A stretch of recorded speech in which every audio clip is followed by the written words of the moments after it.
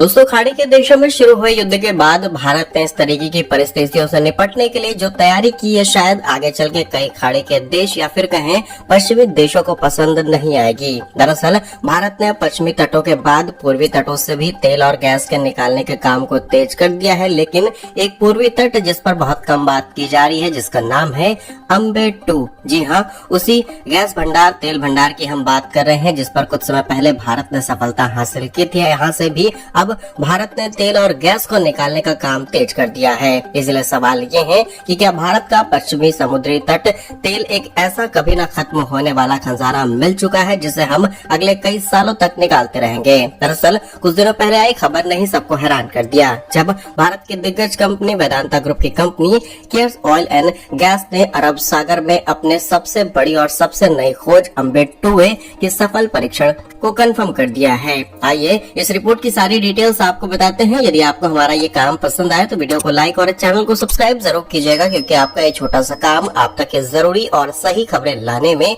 हमारी बड़ी मदद करता है। दोस्तों, जहाँ एक तरफ सरकारी कंपनी ONGC रिकॉर्ड्स बना रही है, वहीं प्राइवेट प्लेयर्स जैसे कि केयर्स अम्बेट्टू के जरिए भारत की एनर्जी सिस्टम को आत्मनिर्भर बनाने की दिशा में आगे बढ़ चुकी है। आखिर इस कुएं में कितना तेल छिपा है, कैसे यह मुंबई से कितना ज्यादा अलग है, चलिए इस समुद्र रथ के बारे में आपको जानकारी देते हैं। तो इस खोज की गहराई और ताकत को जरा आप इन आंकड़ों से समझिए। गहराई यानी कि केयर्स ने समुद्र के तल में लगभग 2850 मीटर नीचे ड्रिलिंग करते हुए तेल भंडार की पुष्टि की है। जी हाँ, आप समझ पा रहे होंगे कि ये एक तरीके का डीप वाटर प्रोजेक्ट है, जिसे हासिल करने में ही हमें कई करोड़ रुपए खर्च करने पड़ चुके हैं। अनुमानित लागत यह है कि शुरुआती कमर्शियल टेस्टिंग के दौरान इस क्षेत्र से दिन में करीब 1800 से 2100 बैरल कच्चा तेल निकाला जा सकता है। यह OALP यानी कि ओपन एक्रेज लाइसेंस पॉलिसी के तहत आवंटित किए गए MBOSHP ब्लॉक का हिस्सा है। जी हाँ, यहाँ मिला हुआ तेल मीडियम लाइट क्रूड श्रेणी का है, जिसे रिफाइन करने के बाद इसकी वैल्यू काफी ज्यादा हाई मिलती है। और अब आपको बताते हैं अम्बेट्टू की सबसे खास बात कि यहाँ पर स्पीड किस तरीके से काम कर रही है। दरअसल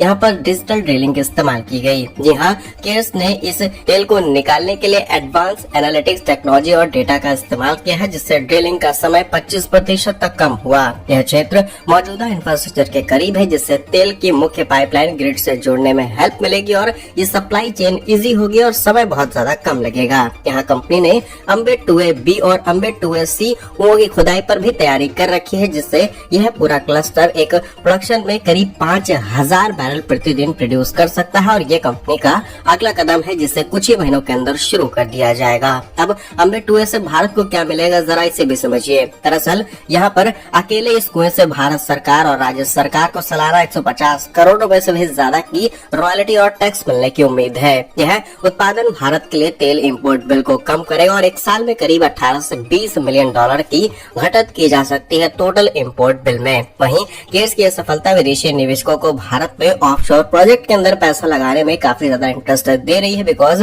एक्सन मोबाइल, BP जैसे बड़े प्लेयर्स जो कि ऐसे प्रोजेक्ट में इन्वेस्ट करते हैं, अगर उन्हें इस तरीके की खबरें मिलती रहे कि अरब सागर में तेल निकाला जा सकता है, तो तेल अभी भी इतना बड़ा खजाना है, इसके लिए दुनिया युद्ध लड़ रही है, तो भारत के लिए यहाँ पर एक विन विन सिचुएशन है। एक्सपर्ट्स का मानना है कि केयर्स लगभग $4 बिलियन का निवेश प्लान कर चुकी है अम्बेट्टू जैसे और भी अलग अलग तेल कुओं को खोजने के लिए, जिससे भारत का तट अभी भी पूरी तरीके से सक्षम है कि हम यहाँ से अपनी जरूरत के लिए तेल निकाल पाए। अगर प्राइवेट कंपनियां इसी तेजी से काम करती हैं, तो 2030 तक भारत लगभग अपनी तेल जरूरतों का 50% हिस्सा कट कर सकता है। बाकी क्या कुछ सोचते हैं आप इस तैयारी पर, अपनी राय कमेंट्स में जरूर लिखिएगा। भारत कैसे ही वीडियोस पाने के लिए वीडियो को लाइक, चैनल को सब्सक्राइब जरूर कीजिए। वंदे मातरम, भारत माता की जय।